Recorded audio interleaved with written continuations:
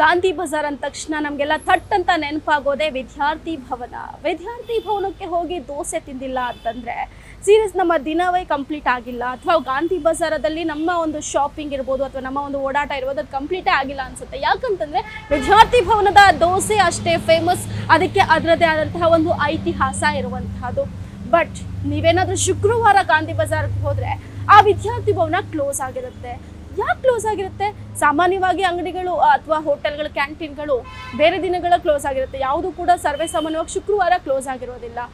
ಭಾನುವಾರ ಕ್ಲೋಸ್ ಆಗಬಹುದು ಅಥವಾ ಬೇರೆ ದಿನಗಳು ಕ್ಲೋಸ್ ಆಗ್ಬೋದು. ಆದರೆ ವಿದ್ಯಾರ್ಥಿ ಭವನ ಅದು ಕೂಡ ಇಷ್ಟು ಫೇಮಸ್ ಆಗಿರುವಂತಹ ಒಂದು ಮೆಸ್ಸು ಯಾಕೆ ಈ ದಿನನೇ ಅಂದರೆ ಶುಕ್ರವಾರನೇ ಬಂದ್ ಆಗಿರುತ್ತೆ ಅಂತ ಎಲ್ರಿಗೂ ಕೂಡ ಆಶ್ಚರ್ಯ ಇರ್ಬೋದು. ಬಟ್ ಇದಕ್ಕೊಂದು ಐತಿಹಾಸಿಕರೇ ಅಂದರೆ ಒಂದು ಇತಿಹಾಸನೇ ಇದೆ.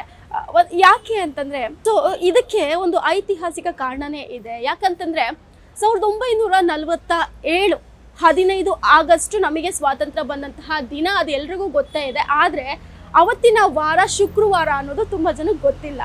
ಸೊ ಏನು ವಿದ್ಯಾರ್ಥಿ ಭವನದ ಆಗಿನ ಒಂದು ಏನು ಓನರ್ ಇರ್ತಾರೆ ಅಂತಂದರೆ ಮಾಲೀಕರು ಏನಿರ್ತಾರೆ, ಸಾಲಿಗ್ರಾಮ ಪರಮೇಶ್ವರ್ ಉರಳಾರು, ಅವರು ಅಪ್ಪಟ ದೇಶಭಕ್ತ, ರಾಷ್ಟ್ರ ಪ್ರೇಮಿ ಆಗಿದ್ದಂಥವರು.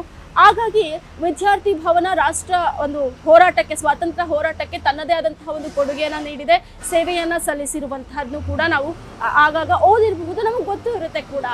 ಆದರೆ ಈ ಒಂದು ಸಂದರ್ಭದಲ್ಲಿ ಅಂದರೆ ಆಗಸ್ಟ್ 15 1947 ಶುಕ್ರವಾರ ಏನು ಎಂದಿರಂತೆ ಅವತ್ತು ಕೂಡ ಸಾಲಿಗ್ರಾಮ ಅವರು ಒಂದು 4-5 ಪಟ್ಟು ಜಾಸ್ತಿನೇ ಒಂದು ಸಿಹಿಯನ್ನು ತಯಾರಿಸಿರ್ತಾರೆ. ಯಾಕಂತಂದರೆ ಸ್ವಾತಂತ್ರ್ಯದ ಸಂಭ್ರಮದ ಖುಷಿಯಲ್ಲಿ ಎಂದಿಗಿಂತ ಸ್ವಲ್ಪ ಜಾಸ್ತಿನೇ ಅವರು ಸ್ವೀಟನ್ನು ತಯಾರಿಸಿರ್ತಾರೆ ಅವತ್ತು. ಆದರೆ ವಿಶೇಷತೆ ಏನಂತಂದರೆ ಅವರು ಏನು ತಮ್ಮ ಒಂದು ಗಾಂಧಿ ಚೌಕ್ ಅಂತ ಏನು ಕರಿತೀವಿ, ಗಾಂಧಿ ಚೌಕ್ನ ಗಾಂಧಿ ಬಜಾರ್ದಲ್ಲಿ ಅವರು ತಮ್ಮ ಒಂದು ಅಂಗಡಿಯ ಬಾಗಿಲನ್ನು ತೆರೆದಾಗ ಹೊರಗಡೆ ಅವರಿಗೆ ಇಡೀ ಬೆಂಗಳೂರವರು ಅಲ್ಲೇ ಸೇರಿದ್ದಾರೆ ಅನ್ನುವಂತಹ ಒಂದು ಭಾವನೆ ಇತ್ತು. ಯಾಕಂದರೆ ಅಷ್ಟು ಜನ ಅವತ್ತು ಅಲ್ಲಿ ಸೇರಿದ್ರು. ಎಲ್ಲರೂ ಕೂಡ ಸ್ವಾತಂತ್ರ್ಯವನ್ನು ಒಂದು ಸಂಭ್ರಮಿಸ್ತಾ ಇರುವಂತೆ ಅವತ್ತು ಅವರಿಗೆ ಅನ್ನಿಸ್ತು.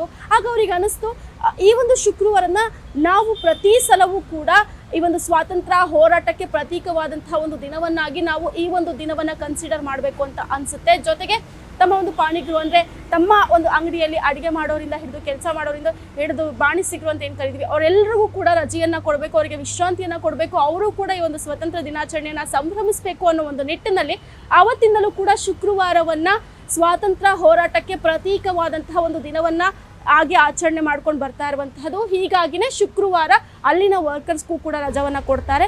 ಮತ್ತು ಅಂಗಡಿಯನ್ನು ಅಂದರೆ ಹೋಟೆಲನ್ನು ಕ್ಲೋಸ್ ಮಾಡುವಂತಹ ಒಂದು ಪದ್ಧತಿ ಏನಿದೆ ಅದು ಸ್ವಾತಂತ್ರ್ಯ ಬಂದಾಗಿನಿಂದ ಹಿಡಿದು ಇಲ್ಲಿಯವರೆಗೂ ಕೂಡ ನಡೆದುಕೊಂಡು ಬಂದಿದೆ ಅಂತಲೇ ಹೇಳ್ಬೋದು. ಸೊ ನೆಕ್ಸ್ಟ್ ಟೈಮ್ ನೀವೇನಾದರೂ ವಿದ್ಯಾರ್ಥಿ ಭವನಕ್ಕೆ ಪರ್ಟಿಕ್ಯುಲರ್ ಆಗಿ ಹೋಗಲೇಬೇಕಪ್ಪ ಅಂತ ಅಂದ್ಕೊಂಡು ಬಂದರೆ ಶುಕ್ರವಾರ ನೀವು ಯಾವುದೇ ಕಾರಣಕ್ಕೂ ಅಲ್ಲಿ ಹೋಗಬಾರ್ದು. ಯಾಕಂದರೆ ನೀವು ಅಲ್ಲಿ ಹೋದ್ರೂ ಕೂಡ ವೇಸ್ಟೇ. ನಾರ್ಮಲ್ ಡೇಸಲ್ಲಿ ನೀವು ಹೋದರೆ ಕ್ಯೂ ಗಟ್ಟಲೆ ನಿಲ್ಲಬೇಕು, ಆದರೆ ಅವತ್ತು ಕ್ಯೂನೂ ಇರಲ್ಲ, ನಿಮಗೆ ದೋಸೆನೂ ಸಿಗಲ್ಲ ಅಂತಲೇ ಹೇಳ್ಬೋದು.